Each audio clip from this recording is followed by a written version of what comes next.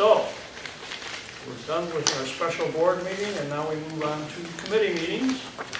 And our first committee meeting would be our transportation committee. Doug. All right, we'll call the Transportation Committee to order. We have a discussion on the bus routes as the only agenda item. I'm sure he's going to be providing us some information. I have some information for you. Welcome back, Rob Nelson. If you want to take one and pass it around. There's a two-page handout. One, the first page is going to be talking a little more about elementary routes. Second page is some updated numbers on those combined middle high school routes. I think we're pretty good with the middle high school routes. The elementary routes, we're still married. We've been going through a lot of information that Mary had sent us of the full student roster and then a list of those that weren't eligible for transportation, and we're trying to go back against that versus the routes we had from last year. What we're struggling with a little bit is knowing exactly those walk areas and where it ends and where it starts in some cases. So as I talked to Chris today, I think we'd like to try to sit down with at a minimum the elementary staff in the office, and they've probably got a pretty good handle on those that do ride the bus and those that walk, and just make sure that we're not missing anyone. That's our biggest fear, is that we're going to miss someone in this whole changeover process. One of the things we do want to do is by the end of this fall, we want to be able to have a map of each elementary or each building attendance area and indicate, so everyone knows where the walk zones are. We're all in some type of agreement, so when we get a new student, we'll know by address if they're in or out. I talked to Mary about having a way in the student system on the Skywood side of indicating for each student if they're eligible for transportation or they're not, or like now I know she has some that are open enrollment, if they pay to ride, some of those unique circumstances that we may not have all those kids in the system currently, and that's what we're trying to work through over the next week to week and a half to finalize those elementary routes. Before we started making some changes maybe to the elementary routes to try to balance the time and the number of students assigned, we want to make sure we've got hopefully everyone accounted for. So what we have here is kind of where we're at today with the 10 elementary routes on this first page. We think we can balance the evergreen routes maybe a little bit more. That 84 you see, all but about 18 are in that subdivision right off of Fiona Park.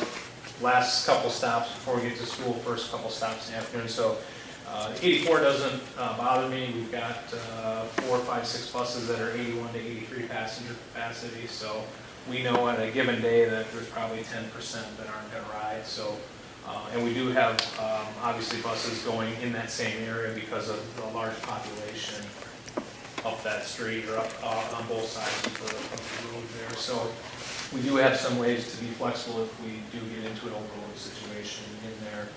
And again, I think we can balance that a little bit better, trying to balance time.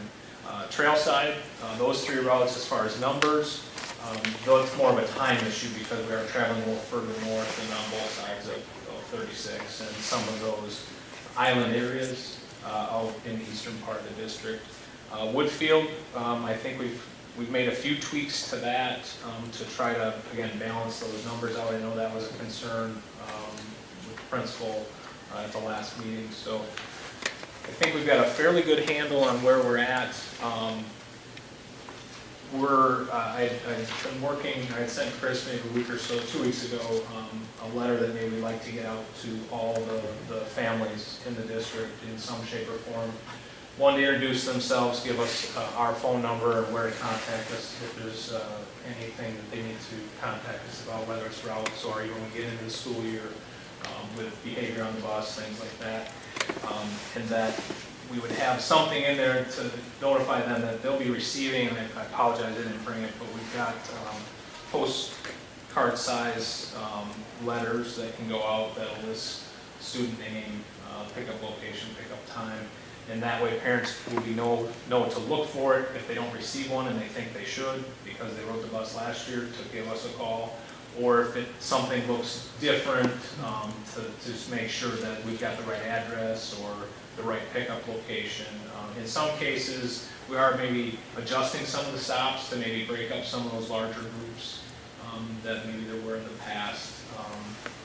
So along those lines, I would say I feel about 80 to 85% comfortable. We're almost there with the elementaries, but again, I want to take a little more time to make sure we get the right information out the first time. So those should be going out. On Wednesday, Darlene, we're going to invade your parking lot with a bunch of school buses. Perfect. What we did find out when we came and measured with the wheel, if we went end to end, 14 buses, we'd be back in that circle. That's what So we need to get a little creative on the front side. Okay. So if you're, I think we're planning around 10:30 if you're around Wednesday. yeah, 10:30 will be good.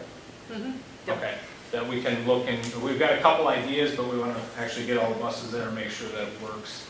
And I think depending on how we do with verifying the student data we have, we may want to attend your open houses just to catch those last things, those last few days before we start school. That's fine. So I I know think that'd be a really good idea. Yeah. So we'll, I know they're all at the same time, but we can spread out. And, again, a lot of times it's just information or that last minute, if there are changes, we can write that down, have a few days to correct it before school starts. And, the first week of school is coming quick.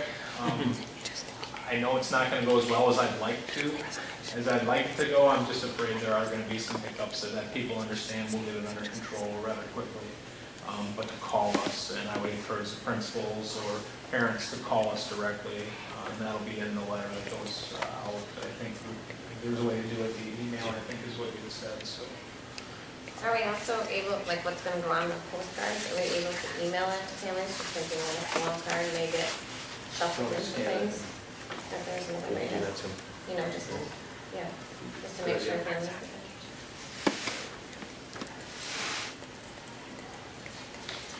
There's 2 nights of open house.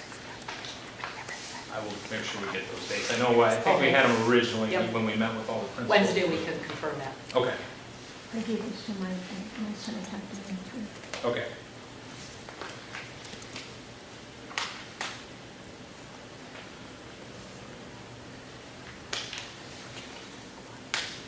So any additional questions at this point? Again, the second page was kind of updating those numbers.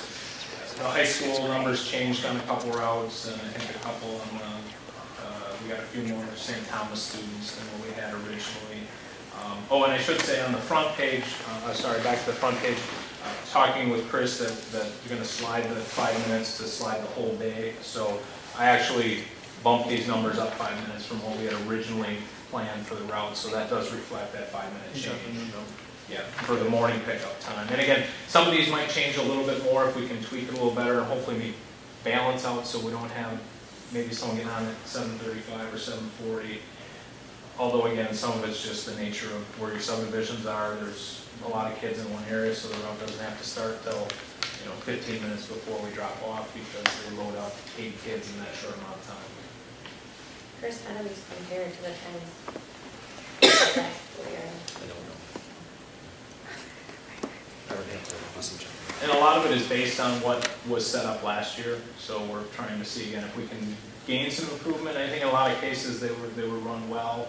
Again, there might be a few instances where we have buses coming kind of near that same area that we might be able to split it up so they, maybe each have a 25-minute ride for the longest student versus one having 35 and one 15. After we start, could we get a copy of the bus routes? Yeah. Yeah, once we get done, we'll definitely get a copy of, and we'll try to get, obviously, to each school, individual school as well. High school ridership, the count is 772 and the ridership 268. Yeah. Yeah, it's, with a lot of the high schools we've run, it's 25 to 35%. When we did the numbers here for Waterford High School, it was 33 or 34%, so.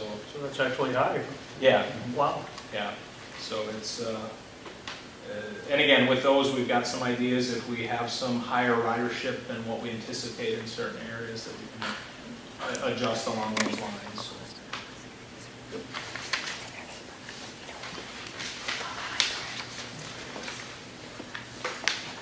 Do you have anything else? Lauren? Chris, you have anything, Chris? The only thing I was going to say, and this doesn't have a lot to do with Rob, but Darlene and I are going to meet with the high school to talk Okay. about middle school kids riding on high school buses, and just so that the two districts' administration have a common understanding of how to handle.